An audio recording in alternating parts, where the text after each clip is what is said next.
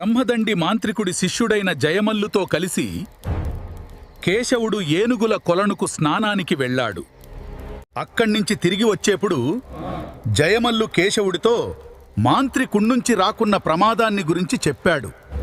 వాళ్ళిద్దరూ గుహను సమీపిస్తుండగా మాంత్రికుడు వాళ్లను ఎండు పుల్లలు తేవలసిందిగా కేకపెట్టాడు. తర్వాత ముతాను.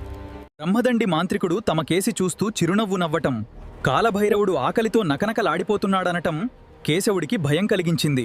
ఒకవేళ తను జయమల్లు మాట్లాడుకున్న మాటలన్నీ తన మంత్రశక్తి చేత వాడు విన్నాడేమో అనుకున్నాడు కేశవుడు. ఇంక 4-5 గంటల్లోవల తను మరణించటమో లేక బ్రహ్మదండి మాంత్రికుడు చాపటమో తేలిపోతుంది.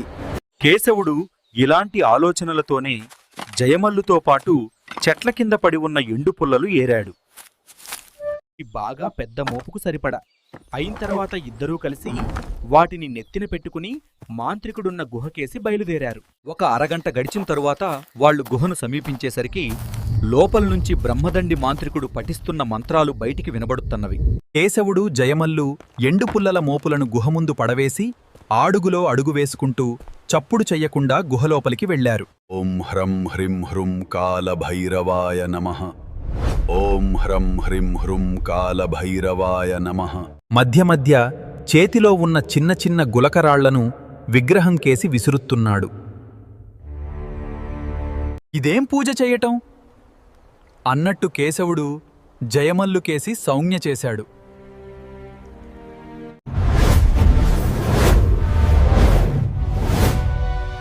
అతడు పెదాల మీద వేలు వేసుకుని మాట్లాడకు అన్నట్టు ఉరిమి చూశాడు. కొండమీది గుహలో మాంత్రికుడు కాలభైరవుణ్ణి గులకరాళ్లతో పూజించి ప్రసన్ను చేసుకోవాలని ప్రయత్నిస్తుంటే ఇక్కడ బ్రహ్మపురంలో ప్రజలు, రాజుగారు కూడా.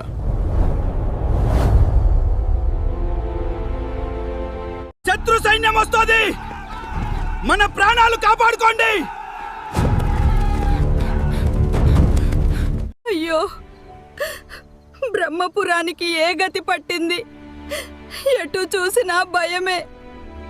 శత్రువులు ఏ క్షణానైనా మనపై పడవచ్చు, సిద్ధంగా ఉండండి. రాజుగారి ఆజ్ఞ, ప్రతి ఒక్కరూ యుద్ధానికి సిద్ధం కావాలి. మహారాజా, కొండ మీద శత్రువుల కదలికలు కనిపిస్తున్నాయి. మంత్రివర్యా, మన సైన్యాన్ని వెంటనే కొండ మీదకు పంపాలి. బ్రహ్మపుర గౌరవాన్ని కాపాడటం మన బాధ్యత. పదండి.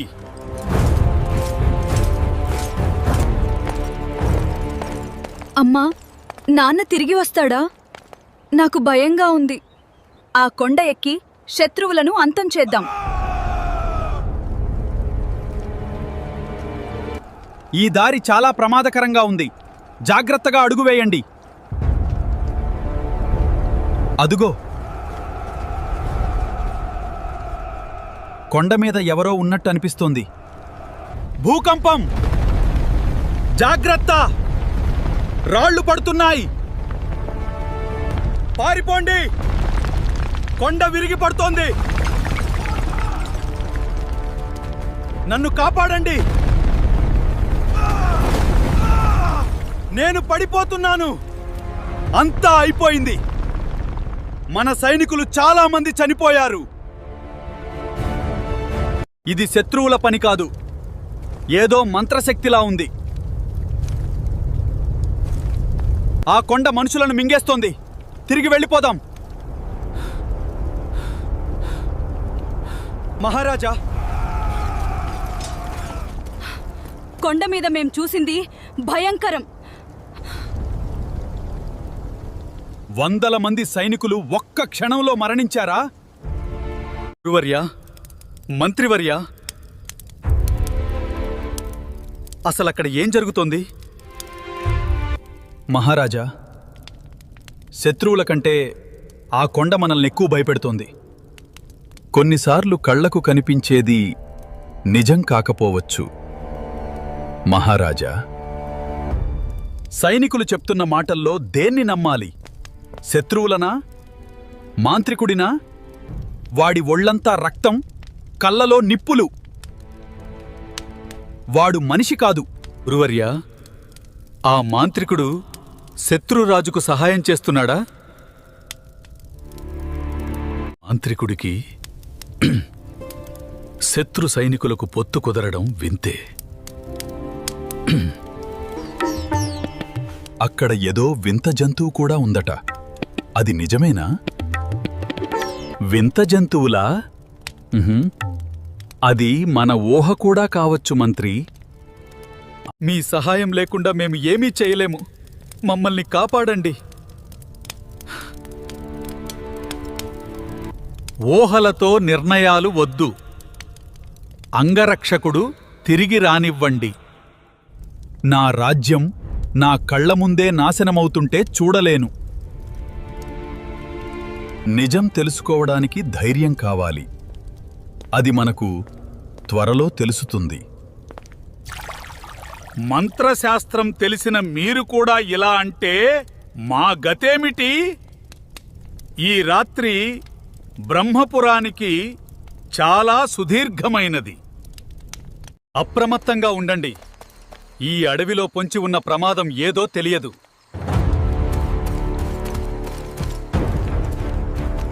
ఆ కొండ ఆకారం మారిపోయింది. భూకంపం వల్ల రాళ్లు పేర్చినట్టు ఉంది. ఎవరో మనల్ని వెంబడిస్తున్నట్టుంది. మీకు వినిపించిందా? మనలో ఎవరికైనా ఈ దారి తెలుసా? ఎటు వెళ్తున్నామో అర్థం కావటం లేదు. ఆ మాంత్రికుడు కనిపిస్తే మనం బతకడం అసాధ్యం. అయ్యా, రాజుగారికిచ్చిన మాట కోసం మనం ముందుకు వెళ్లాల్సిందే. అప్రమత్తంగా ఉండండి. ఈ అడవిలో పొంచి ఉన్న ప్రమాదం ఏదో తెలియదు. కాసేపు ఇక్కడ విశ్రాంతి తీసుకుందాం. ప్రాణాలు పైనే పోతున్నాయి. ఈ చెట్టు చాలా వింతగా ఉంది. ఇక్కడ గాలి కూడా ఆగిపోయింది.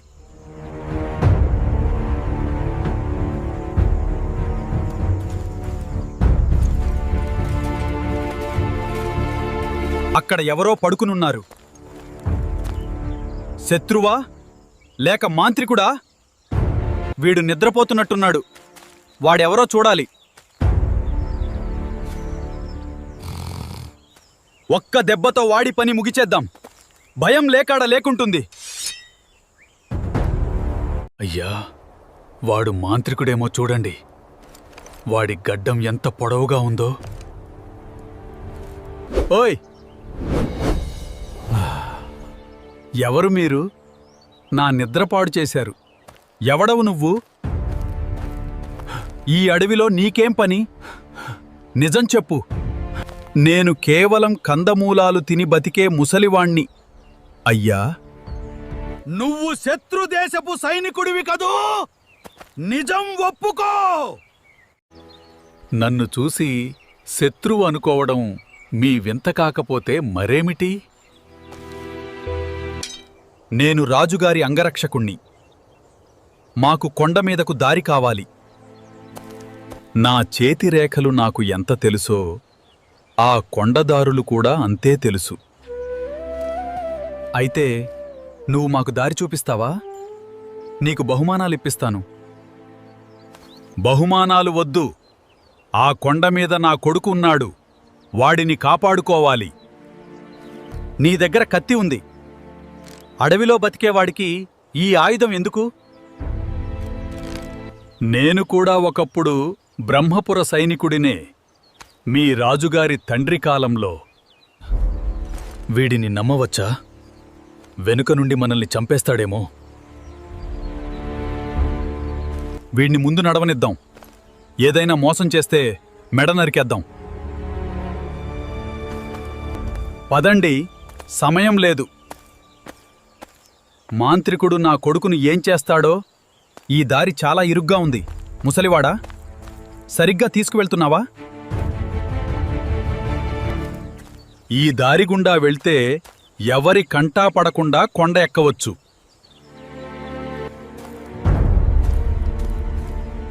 బహుశా మనం మృత్యు ఒడిలోకి వెళ్తున్నామేమో. మనం త్వరగా వెళ్ళాలి. చీకటి పడితే మాంత్రికుడికి బలం పెరుగుతుంది. ఆ వింత జంతువు అరుస్తోందా? నాకు భయమేస్తోంది. ధైర్యంగా ఉండండి. భయం మిమ్మల్ని చంపేస్తుంది. హెచ్చరిక! ఇక్కడ రాళ్లు దొర్లుతున్నాయి, జాగ్రత్త! ఇదేనా ఆ మాంత్రికుడి గుహ? ఇక్కడి నుండి వింత వాసన వస్తోంది. కేశవా, ఎక్కడున్నావు నా కొడుకా? నీ తండ్రి వచ్చాడు. అదుగో, లోపల ఏదో వెలుగు కనిపిస్తోంది. శత్రువులు ఉన్నట్టున్నారు. సిద్ధంగా ఉండండి. దాడి చేయాల్సిన సమయం వచ్చింది. ముందు నేను వెళ్తాను. నా కొడుకును రక్షించుకోవాలి. ఈ గుహ గోడలు కదులుతున్నట్టున్నాయి. ఇది మాయా?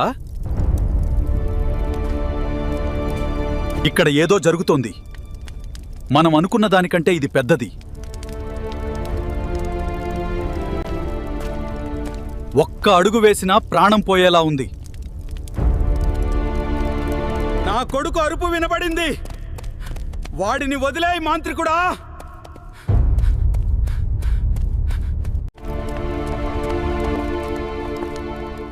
ముసలివాడు లోపలికి వెళ్ళిపోయాడు. మనమేం చేద్దాం? బ్రహ్మపుర భవిష్యత్తు ఇప్పుడు మన చేతుల్లోనే ఉంది.